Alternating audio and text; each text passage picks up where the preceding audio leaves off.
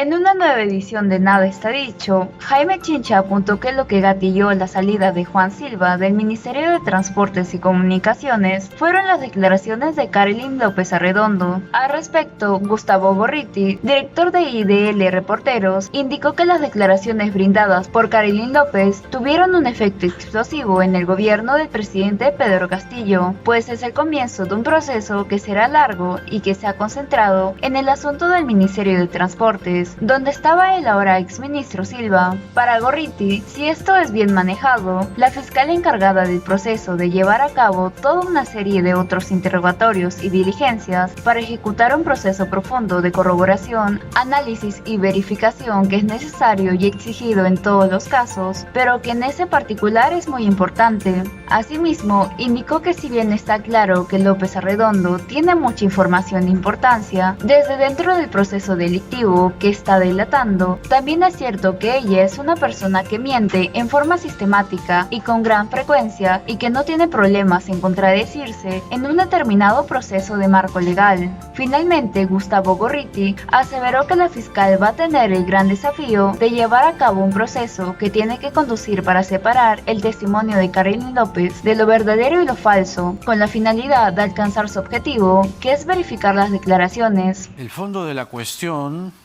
que ha motivado, ha gatillado la salida de Juan Silva ha sido, valgan verdades, el testimonio de Carolyn López, ofrecido a la Fiscalía. Está con nosotros Gustavo Gorriti, director de IDL Reporteros, para tratar de entender, calcular la magnitud de esta declaración. Ciertamente, en IDL Reporteros lo que se señala, además de hacer una prolija crónica, es justamente que este es el principio de algo que no se tiene muy claro, aunque ya de por sí es grave, pero no se tiene muy claro el final, ¿no? Hacia dónde va o hasta dónde esto puede llegar. Gustavo, buenas noches, bienvenido. Buenas noches, Jaime, ¿cómo estás? ¿Cuál es precisamente eso, ¿no? ¿Cuál es, a tu juicio, de acuerdo a lo que se ha podido conocer hasta este momento, esto que bien dices no es una revelación en sí misma, pero parte de un comienzo altamente dudoso, ¿no? Que puede tener destinos en este momento imposibles de afirmar con certeza, pero que uno puede hacer proyecciones.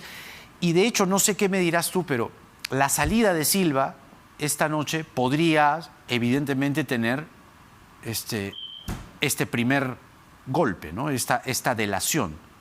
¿Tú qué piensas?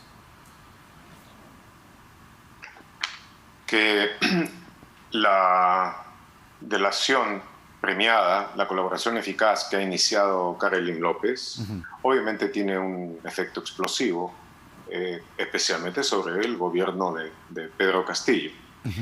Es el comienzo de un proceso que va a ser todavía largo, que se ha centrado en estos días, entre otras cosas, en el asunto del MTC, donde estaba el ahora renunciante ministro Silva, pero donde si es bien manejado por la fiscal Taquire, que está a cargo del proceso, debe llevar a cabo toda una serie de otros interrogatorios y otras diligencias sobre varias otras cosas.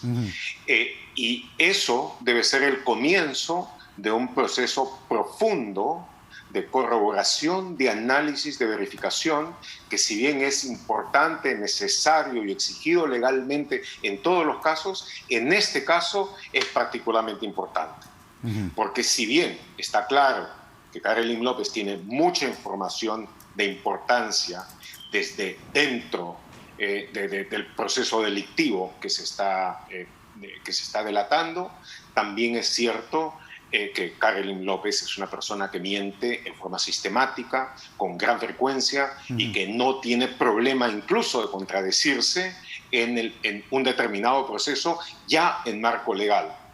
Entonces, eso significa de que la fiscal Taquire va a tener un gran desafío, el de llevar a cabo un proceso conducido por ella y no por la delatora, claro, en el que ella esté en condiciones de ir cerniendo lo verdadero de lo falso, aquello que está dirigido a lograr un determinado objetivo con aquello que es una revelación verdadera. Porque va a haber una mezcla de ambas cosas. Uh-huh.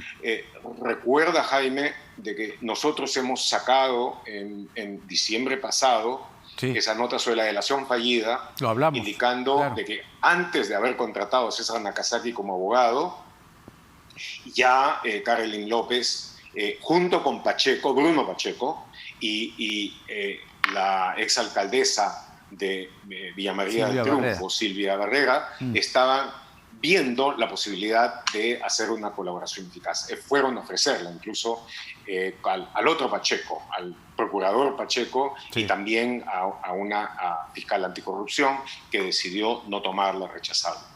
Entonces, ha sido un proceso que se ha estado madurando, de que una vez de que dejó Carolyn López Augás y contrató a Nakazaki, ha tenido obviamente la influencia de la larga experiencia que tiene Nakazaki asesorando a gente que obviamente no proviene del monasterio del Monte de Athos, y que le está sirviendo para eso. Entiendo de que ha sido toda esta primera parte ha sido bastante ensayada para poder tener coherencia interna. Uh-huh. Y todo esto, y hay que entender también de que ha sido hecha para poder tener una cierta influencia en la situación política actual. Uh-huh. Ahora, y por eso mismo, demanda, exige por parte de la Fiscalía y de la fiscal el mayor cuidado, el mayor rigor en el análisis exhaustivo y en la comprobación a fondo de lo que se diga. Ahora, ciertamente recuerdo muy bien el artículo que publicaron en diciembre, porque lo hablamos además, esta delación fallida, porque ella, hasta lo que recuerdo, partía de la premisa de no reconocer ningún delito, y eso no es pues precisamente lo que constituye una colaboración eficaz. Una colaboración eficaz tiene que partir de reconocer delitos. En este caso sí lo está haciendo, ¿no? Sí. Pero, y también, y esto ha sido ampliamente conocido, aprendido, por ejemplo, en el caso Lava Jato, para que la gente lo recuerde, las delaciones y las colaboraciones eran fundamentales, y claro, uno no puede mentir porque si miente pierde la colaboración. ¿Qué intereses estarían detrás? ¿Qué intereses estarían detrás de Carolyn López para eventualmente querer mentir, digamos, querer no necesariamente decir la verdad respecto al presidente y hablar de esta... Bueno, los niños, estos congresistas, la han desmentido por completo, ¿no? Pero la acusación de que el presidente dirige una mafia en el MTC es gravísima. Sí, claro. Hay que también definir qué se entiende por mafia. Y en la larga trayectoria, Carolyn haciendo negocios con el Estado, que se dio a través del gobierno de García, el Fujimorato, parte del Fujimorato, con Ollanta con Vizcarra, que ella tuvo una participación bastante importante en la caída de Vizcarra. Pero esa es otra historia sobre la que eventualmente podemos hablar. Pero está muy bueno situarlo y ponerlo en contexto. Sí, pero entonces tiene una larga historia. Y dentro de eso, pues ella actúa de acuerdo con un conjunto de patrones que son específicos, idiosincráticos, en muchas ocasiones poco previsibles. Es capaz de estar en alianza con alguien y después pasar a una pelea a muerte, por ejemplo. O como sucedió, porque ella es una persona que también está tanto en el más acá como en el más allá. Ha sido su dependencia de la brujería y de todo eso ha sido muy importante, así como hay ciertos empresarios que tienen la asesoría de consejeros, el SAE, por ejemplo, que asesora a los empresarios. Ella tenía la asesoría del más allá, con un conjunto de brujos que le ayudan, y aparentemente fue una buena asesoría porque tuvo bastante éxito dentro de las cosas que hizo.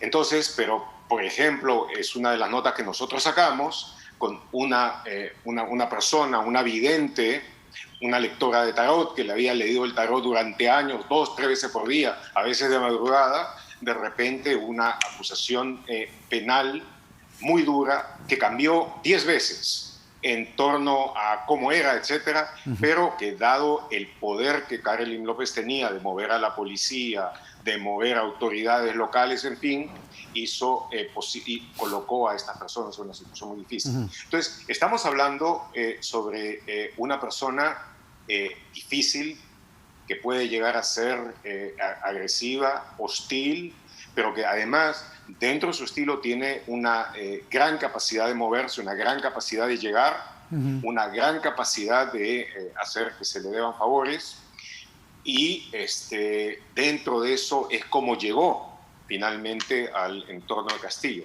Entonces, algunas de las cosas que, por ejemplo, salen y se dicen, yo creo que tienen que ser, que se han dicho recientemente, tienen que ser mucho más analizadas.